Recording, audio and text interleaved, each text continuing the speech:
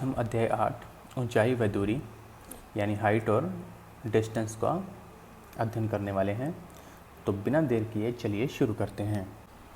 इस अध्याय को हल करने के लिए हमें सबसे पहले समकोण त्रिभुज के बारे में जान लेना चाहिए, जिसमें एक कोण 90 डिग्री का होता है। उसके ठीक सामने की भुजा को कर्ण कहा जाता है और शेष दोनों भुजाओं में से एक भुजा होगी आधार और एक भुजा बन सकती है लंब। और यदि इन तीन भुजाओं में से कोई दो भुजाएं भी ज्ञात हों तो पाइथागोरस प्रमेय से तीसरी भुजा ज्ञात की जा सकती है। और यदि किसी समकोण त्रिभुज में कोई एक भुजा और कोई एक कोण ज्ञात हो तो अन्य कोई भी दो भुजाएं या कोई भी दो कोण ज्ञात किए जा सकते हैं। इसके लिए हम मान लेते हैं कि हमें एक कोण थीटा ज्ञात है, तो इसके ठीक सामने स्थित वाली भुजा लंब कहलाती है। सबसे बड़ी भुजा कर्ण और शेष बची हुई भुजा बन जाती है आधार। और इसके बाद लाल बटे कक्का वाली सारणी को याद करना चाहिए, जिससे हमें 6 त्रिकोणमितीय अनुपात ज्ञात हो सकते हैं, जिन्हें क्रमशः साइन, कोस, टैन, कोड, सेक और कोसेक में वर्गीकृत किया गया है। इस पॉइंट को अच्छे से एक्सप्लेन करने के लिए हम कुछ एग्जाम्पल्स पर ध्यान देते हैं। मेरे पास एक समकोण त्रिभुज है जिसमें दो भुजाएं कर्ण के अलावा 3 और 4 दी गई हैं और हमें कर्ण का मान ज्ञात करना है। तो इन दोनों भुजाओं में से किसी को भी आधार और किसी को भी लंब माना जा सकता है, क्योंकि इसमें 90 डिग्री के अलावा और कोई कोण स्पेसिफाई नहीं किया गया है। तो पाइथागोरस प्रमेय से कर्ण का स्क्वायर होता है आधार स्क्वायर प्लस लंब स्क्वायर, जिससे यहाँ पर बनेगा 3 स्क्वायर प्लस 4 स्क्वायर, जिसको हल करने पर हमें प्राप्त होगा 25, जिसके आधार पर कर्ण का मान प्राप्त होगा √25 यानी कि 5 इकाई। अतः पाइथागोरस सूत्र से यदि कोई दो भुजाएं ज्ञात हों तो तीसरी भुजा ज्ञात की जा सकती है। इसी प्रकार एक अन्य एग्जाम्पल लेते हैं जिसमें कर्ण का मान 7 इकाई दिया गया है और एक कोण 30 डिग्री भी इसमें दिया गया है समकोण के साथ साथ। अब इस कोण के ठीक सामने की भुजा होगी लंब और शेष बची हुई भुजा बन जाएगी आधार, जिनका मान हमें ज्ञात करना है। इनके मान ज्ञात करने के लिए एक छोटा सूत्र है अज्ञात बटे में ज्ञात और लाल बटे कक्का, इन दोनों को एक साथ यूज करना आना चाहिए। जैसे इस क्वेश्चन में मुझे आधार का मान ज्ञात करना है जो कि अज्ञात है, जबकि मुझे कर्ण का मान ज्ञात है, तो इसको लिख दिया a बटे के और a बटे के का मान यहाँ से बन जाएगा कोस, जिससे हमें प्राप्त होगा कोस और इसमें कोण दिया गया है 30 डिग्री, जिसको हम आगे हल करें तो आधार का मान बनेगा कर्ण गुणा में कोस 30 और कोस 30 का मान √3/2 और इसमें कर्ण का मान है 7, तो ओवरऑल वैल्यू बनेगी 7 √3/2, जो कि आपके आधार का मान होगा। इसी प्रकार यदि मुझे लंब का मान ज्ञात करना हो तो मैं लिखूँगा L बटे के और L बटे के मैं यहाँ से ज्ञात करूँ तो मुझे मिल जाएगा साइन में, तो बन जाएगा साइन 30, जिसको हल करने पर लंब का मान मुझे प्राप्त होगा 7/2 इकाई। अतः इस प्रकार कोई एक भुजा और एक कोण ज्ञात होने पर बाकी दोनों भुजाएं और दोनों कोण भी ज्ञात हो सकते हैं। अब इस पूरी एक्सरसाइज को करने के लिए आपको 30 डिग्री, 45 डिग्री और 60 डिग्री से संबंधित त्रिकोणमितीय अनुपातों के मान याद होने चाहिए। जैसे कोस 45 का मान 1/√2, टैन 60 का मान √3 आदि। नेक्स्ट इस एक्सरसाइज का मोस्ट इंपॉर्टेंट टॉपिक है उन्नयन कोण और अवनमन कोण, जिसमें हम बात करते हैं कि यदि हम जमीन की सतह पर खड़े होकर किसी ऊंचाई पर स्थित वस्तु को देखते हैं तो हमें गर्दन या आंख को ऊपर उठाना पड़ता है। इस स्थिति में दृष्टि रेखा और क्षैतिज रेखा के मध्य बना हुआ कोण उन्नयन कोण कहलाता है।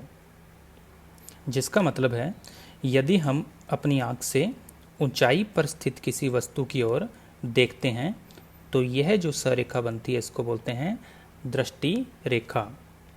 और जब हम ऊपर नहीं देख रहे थे तो जो हमारी आँख के ठीक सामने बनती है उसे कहते हैं क्षैतिज रेखा। इससे इन दोनों के मध्य बनने वाले कोण को उन्नयन कोण कहा जाता है। और यदि इस स्थिति में ध्यान दें तो यदि वस्तु को इस क्षैतिज रेखा वाले बिंदु से मिला दिया जाए तो यहाँ पर एक समकोण त्रिभुज बनता है, जिसमें एक भुजा और एक कोण हमें प्रश्न में दिया गया होगा और हमें अन्य दो भुजाएं या अन्य दो कोणों के बारे में पूछा जाएगा। अब यदि इसके विपरीत हम खुद किसी ऊंचाई पर खड़े हों और वस्तु नीचे समतल या पृथ्वी पर हो तो यही कोण अवनमन कोण कहलाता है।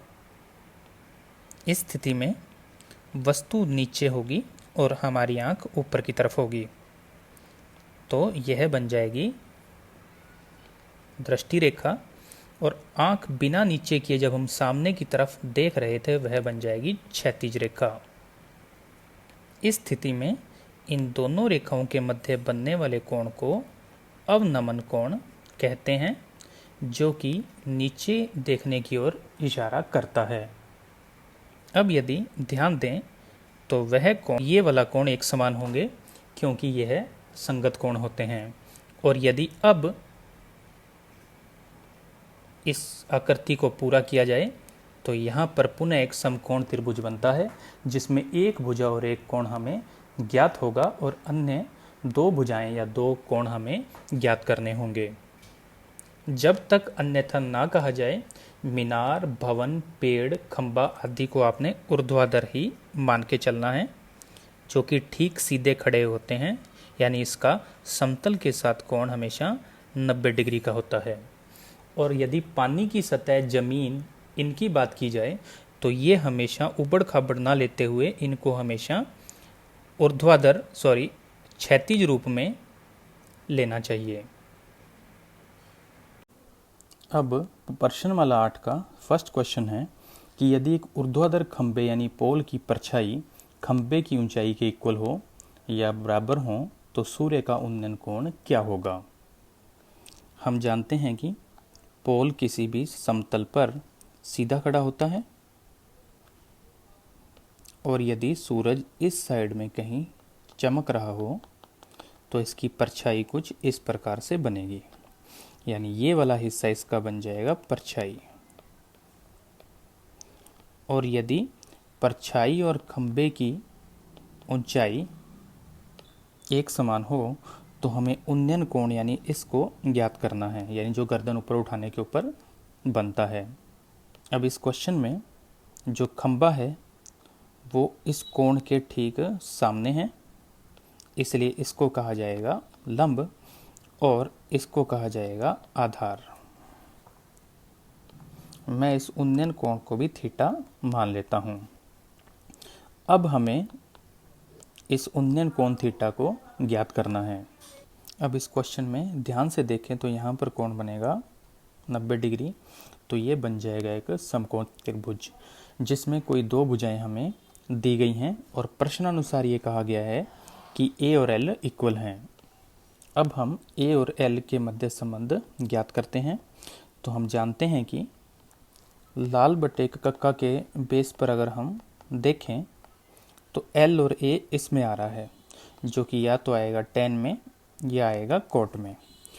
तो हम एल बटे ए लिख लेते हैं, जिसका मतलब होता है tan, और हमारे पास हमने कोण लिया है थीटा, तो एल बटे ए बन जाएगा tan थीटा। अब प्रश्न में एल और ए एक समान हैं, तो ये आपस में कैंसिल होकर बना देंगे एक, जो कि tan थीटा का मान होगा। अब सारणी से हम जानते हैं कि tan थीटा का मान एक 45 डिग्री कोण पर आता है, तो यहाँ पर थीटा का मान हमें प्राप्त होगा 45 डिग्री, जो कि आपके क्वेश्चन का फाइनल आंसर होगा, जो कि सूर्य का उन्नयन कोण होगा। नेक्स्ट क्वेश्चन में हमें एक धरातल पर एक मीनार दी गई है और इस मीनार के पाद बिंदु यानी इसका जहाँ से ये मीनार शुरू होती है उससे 100 मीटर की दूरी पर एक बिंदु दिया गया है और इस बिंदु से इसके मीनार के शिखर का हमें उन्नयन कोण दिया गया है 60 डिग्री। तो हमें मीनार की ऊंचाई ज्ञात करनी है।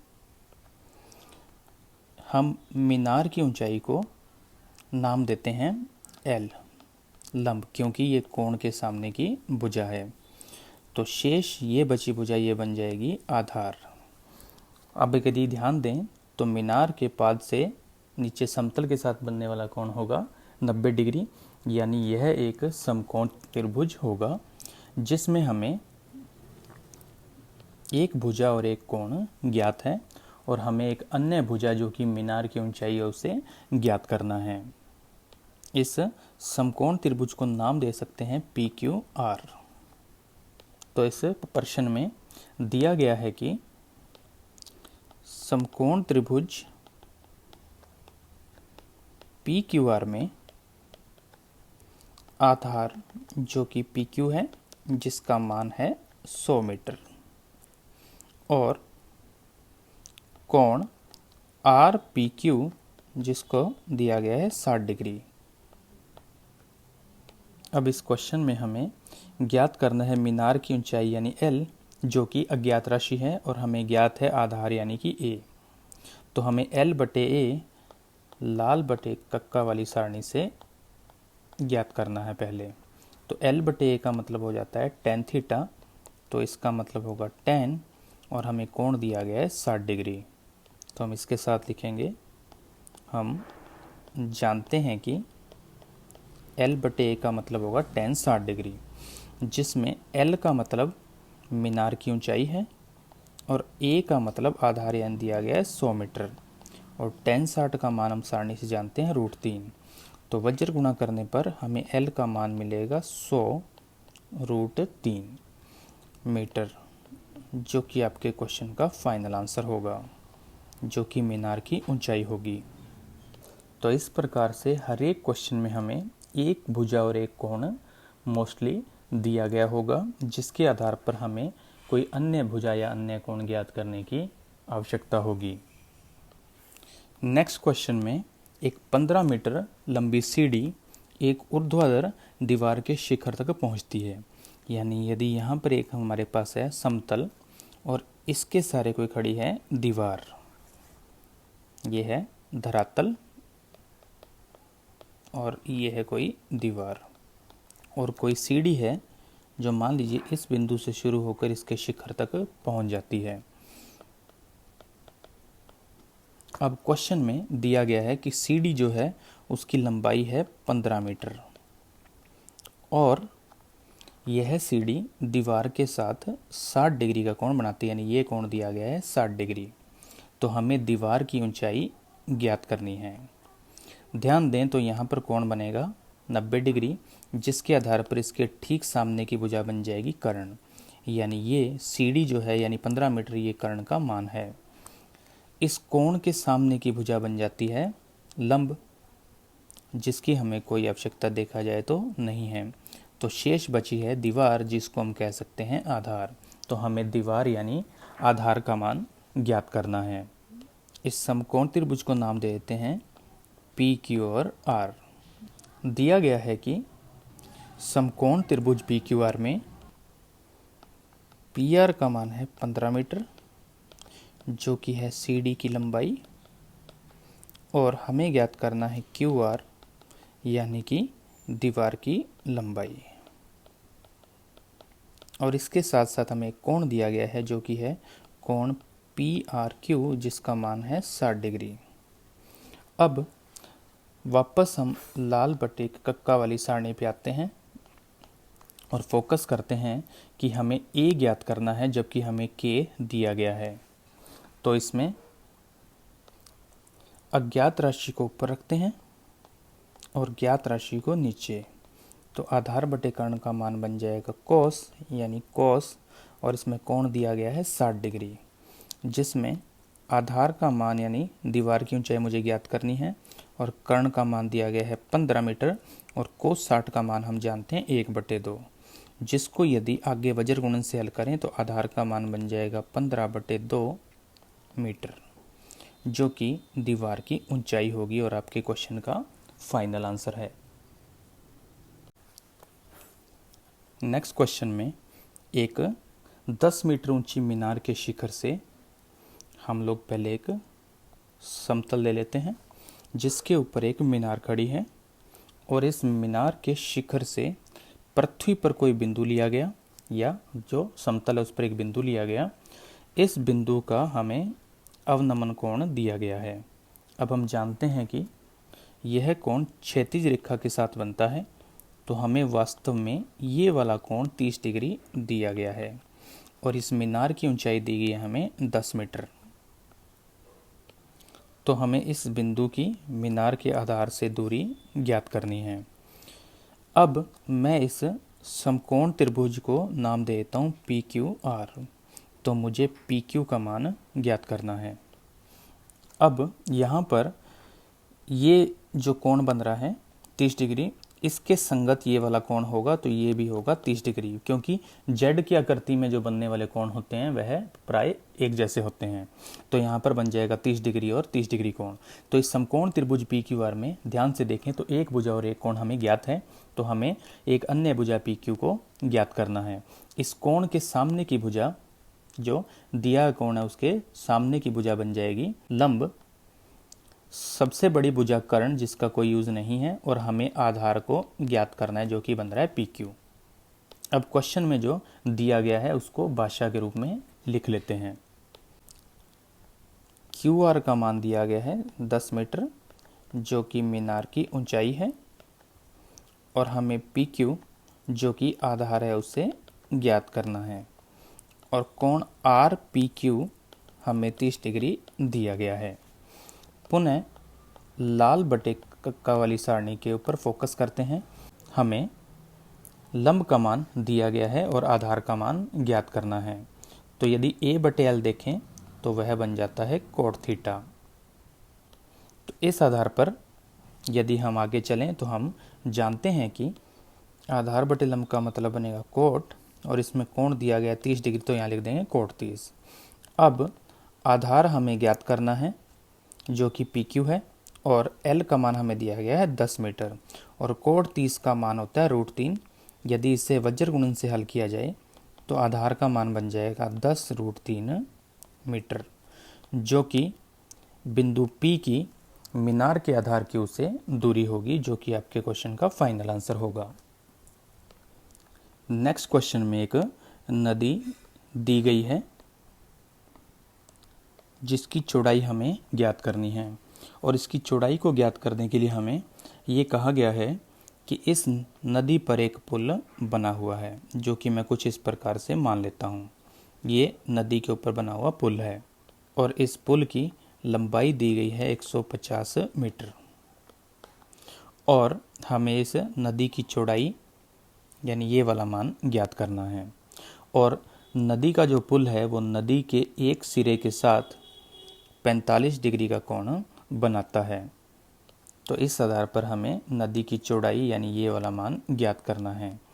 इसके लिए मैं इस बिंदु को नाम A देता हूँ, इस बिंदु को B, और इस बिंदु को नाम देता हूँ C। यानी पुल बन गया AB और नदी की चौड़ाई बन गई BC।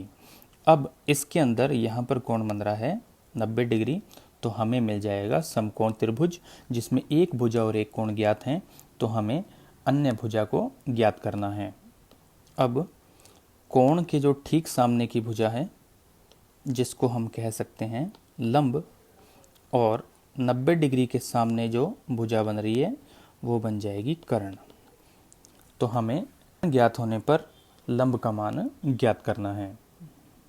सबसे पहले प्रश्न में दिया गया है कि समकोण त्रिभुज ABC में AB का मान दिया गया है 150 मीटर, जो कि पुल की बन रही है लंबाई, और हमें BC यानी कि लंब ज्ञात करना है जो कि बनती है नदी की चौड़ाई। और एक कोण हमें दिया गया है जो कि है कोण A या कोण BAC, जिसका मान दिया गया है 45 डिग्री। पुनः हम आते हैं लाल बटे कक्का वाली सारणी पे, जिसमें मुझे L ज्ञात करना है, और जबकि कर्ण मुझे दिया गया है, तो मुझे L/K यानी कि साइन की ज़रूरत होगी। अब हम जानते हैं कि L/K अज्ञात L है और K ज्ञात है। इसका मतलब होता है साइन, और इसमें कोण दिया गया है 45 डिग्री। इस आधार पर एल का मान जो कि नदी की चौड़ाई हमें ज्ञात करना है, और कर्ण दिया गया है 150 मीटर यानी पुल की लंबाई, और साइन 45 का मतलब होता है 1/√2, जिसे वज्र गुणन से हल किया जाए तो एल का मान बन जाएगा 150/√2 मीटर, जो कि आपके किसी भी आंसर से मैच नहीं करता। तो हम इसके आंसर को मैच करने के लिए इसके अंश और हर में √2 से गुणा कर देते हैं, जिससे अंश में बन जाएगा 150 गुणा में √2, और बटे में √2 √2 गुणा बन जाएगा 2। 2 का भाग 150 में दें तो जाएगा 75 बार, तो आ जाएगा 75√2 मीटर, जो कि इस क्वेश्चन का फाइनल आंसर होगा, नदी की चौड़ाई। नेक्स्ट क्वेश्चन में हमें एक समतल पर खड़े हुए 2 खंबे दिए गए हैं, जिनमें से एक खंबा बड़ा है और एक खंबा छोटा है। अब बड़े खंबे की ऊंचाई दे रखी है 20 मीटर और छोटे खंबे की ऊंचाई दी हुई है 14 मीटर, और ये दोनों खंबे एक तार से जुड़े हुए हैं। तो यहाँ पर होगी, ये वाली होगी तार और बाकी दोनों हो गए खंबे। अब यदि ये जो दोनों खंभों को जोड़ने वाली है तार, ये क्षैतिज रेखा जो कि कुछ इस प्रकार होती है, इसके साथ यदि 30 डिग्री का कोण बनाती है तो तार की लंबाई हमें ज्ञात करनी है। अब यदि इस क्वेश्चन में ध्यान से देखें तो यहाँ पर एक बन रहा है आयत, और हम जानते हैं कि आयत में आमने सामने की भुजाएं एक समान होती हैं। तो अगर ये भुजा 14 मीटर है तो इसके ठीक सामने की भुजा भी 14 मीटर होगी।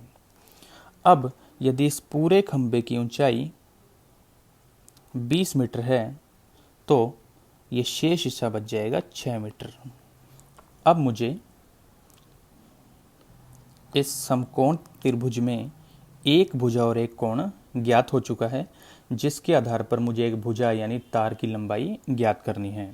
आसानी के लिए मैं इसका नामकरण कर रहा हूँ। पहला खंबा है AB जिसकी लंबाई है 14 मीटर, और दूसरा खंबा है CD, और क्षैतिज रेखा जो B से होकर जा रही है उसको नाम देता हूँ BE। अतः मुझे BD को ज्ञात करना है, जिसमें कोण E बन जाएगा 90 डिग्री, और इस कोण के सामने की भुजा बन जाएगी कर्ण, और इस कोण के सामने की भुजा बन जाएगी लंब। तो इस क्वेश्चन में समकोण त्रिभुज BDE में मुझे लंब ज्ञात है और मुझे कर्ण का मान ज्ञात करना है। दिया गया है कि समकोण त्रिभुज BDE में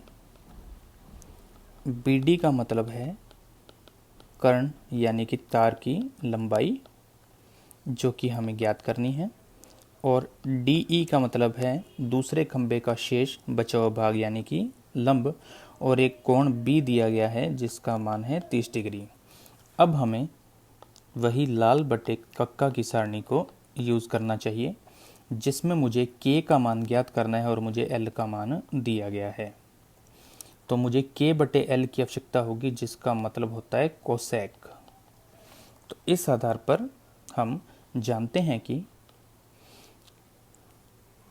कर्ण मुझे ज्ञात करना है और लंब मुझे ज्ञात है, तो कर्ण बटे लंब बनेगा कोसेक, और जिसके अंदर कोण होगा 30 डिग्री, जो कि हमारे प्रश्न में दिया गया है।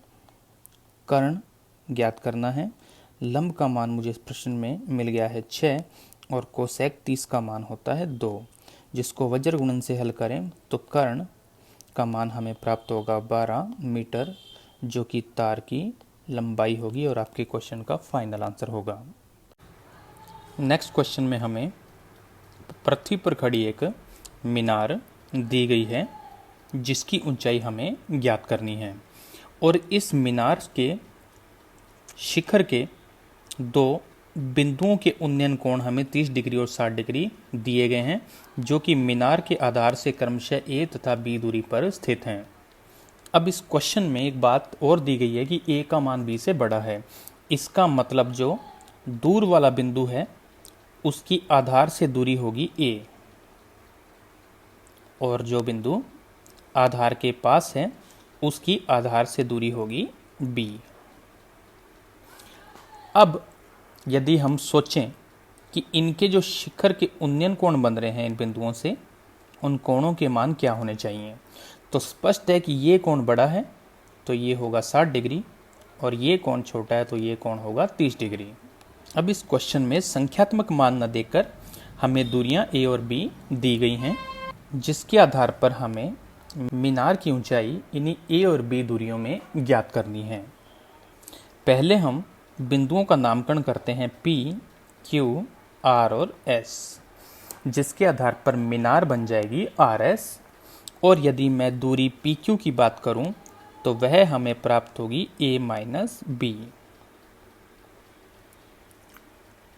अब कोण R 90 डिग्री होगा, तो इस आधार पर यहाँ पर दो समकोण त्रिभुज बन रहे हैं, एक तो QRS और दूसरा बनेगा PR और S।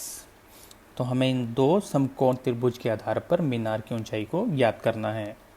पहले समकोण त्रिभुज RQS में कोण 60 डिग्री के सामने की भुजा होगी मीनार, जो कि बन जाएगी लंब, और QR बन जाएगा आधार। आधार का मान क्वेश्चन में दिया गया है B। अब हम लाल बटे कक्का वाली सारणी को यूज़ करें तो इसके अंदर हमें आधार दिया गया है जबकि लंब हमें ज्ञात करना है। तो हमें L और A की आवश्यकता होगी, जिसमें हम L और A के ऊपर फोकस करें तो मुझे L ज्ञात करना है और A इस पर प्रश्न में दिया गया है, यानी हमें ज़रूरत होगी tan की। इसलिए लंब बटे आधार जो कि बनता है tan, और इस समकोण त्रिभुज में कोण दिया गया है 60 डिग्री। L का मतलब मीनार की ऊंचाई है जो कि है RS, और A का वज्र गुणा कर दें और A का मान दिया गया है स्मॉल b, और tan 60 का मान होता है √3। इस आधार पर मीनार की ऊंचाई होगी b गुणा में √3 या √3b, जिसको नाम देते हैं समीकरण नंबर 1।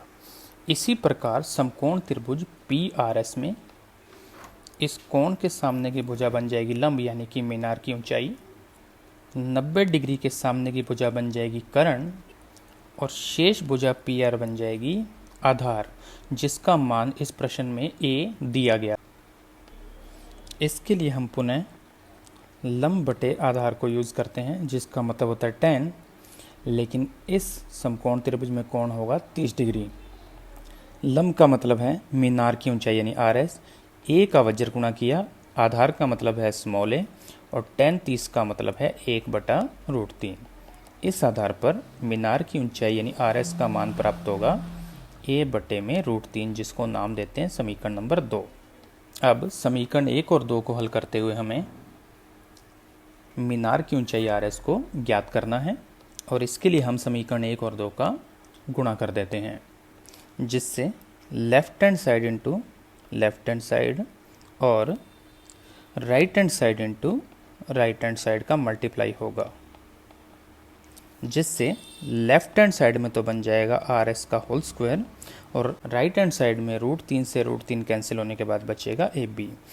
इस आधार पर वर्गमूल लेने पर RS का मान प्राप्त होगा √AB, और दूरी की किसी कोई इकाई नहीं दी गई है तो यहाँ पर सिंपली लिख देंगे इकाई, जो कि आपके क्वेश्चन का फाइनल आंसर होगा। नेक्स्ट क्वेश्चन में हमें एक समतल पर खड़े हुए एक स्तंभ और एक मीनार के बारे में बताया गया है, जिसमें स्तंभ के शीर्ष से मीनार के शीर्ष का उन्नयन कोण और मीनार के पाद का अवनमन कोण दिया गया है, जो कि एक समान है, और हम जानते हैं कि यह कोण क्षैतिज रेखा के साथ बनते हैं, इसलिए हमें ये कोण समान दिए गए हैं, जिसको हम थीटा मान लेते हैं। इस क्वेश्चन में स्तंभ की ऊंचाई दी गई है 25 मीटर और हमें मीनार की ऊंचाई ज्ञात करनी है। इसके लिए मैं इसके शीर्षों का नामकरण करता हूँ। तो स्तंभ को मान लेते हैं PQ और मीनार को मान लेते हैं RS, और क्षैतिज रेखा को मान लेते हैं QT, जिसमें T बिंदु पर हमें समकोण मिलेगा, यानी हमें दो समकोण त्रिभुज ST और QTR मिलेंगे। अब यदि ध्यान दें तो QTRP एक आयत होगा जिसमें सम्मुख भुजाएं एक समान होती हैं। इस आधार पर RT भुजा भी 25 मीटर मिलेगी। अब हम पहले समकोण त्रिभुज QTR की बात करते हैं, जिसमें कोण थीटा के सम्मुख भुजा बन जाएगी लंब और 90 डिग्री के सम्मुख भुजा बन जाएगी कर्ण और शेष बची हुई भुजा हो जाएगी आधार, जिसमें कर्ण की कोई आवश्यकता नहीं है, जिसमें हम आधार बटे लंब का मान ज्ञात करते हैं और आधार बटे लंब का मतलब होता है कोट और इसमें कोण हमने मान रखा है थीटा। इस आधार पर आधार यानी कि QT का मान हमें प्राप्त होगा लंब यानी कि 25 गुणा में कोट थीटा, जिसको समीकरण नंबर 1 नाम देते हैं।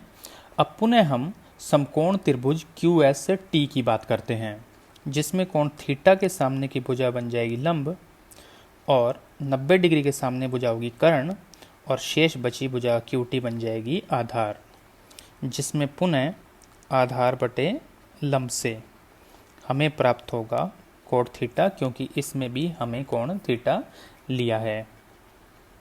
आधार का मतलब है QT, लंब यानी कि ST मुझे ज्ञात करना है और गुणा में आ जाएगा कोण थीटा, जिसको नाम देते हैं समीकरण नंबर 2। अब समीकरण 1 और 2 से हमें QT के मान मिल रहे हैं जो कि एक समान होंगे, जिनमें कोण थीटा से कोण थीटा कैंसिल होने के बाद हमें प्राप्त होगा ST यानी कि 25 मीटर में, जिसको हम यूज़ करेंगे। अब यदि चित्र को ध्यान से देखें तो मीनार की ऊंचाई जो बन रही है वो वास्तव में ST और TR के योग से बनने वाली है, जिसमें से TR हमने पहले ही 25 मीटर ज्ञात कर लिया था और ST अभी अभी हमने 25 मीटर ज्ञात किया है। इस आधार पर मीनार की ऊंचाई जो कि SR है, जो कि वास्तव में ST और RT का योग होगी। ST का मान हमने 25 ज्ञात किया और जबकि RT हमने पहले ही 25 ज्ञात कर लिया था। इस आधार पर मीनार की ऊंचाई हमें प्राप्त होगी 50 मीटर, जो कि आपके क्वेश्चन का फाइनल आंसर है।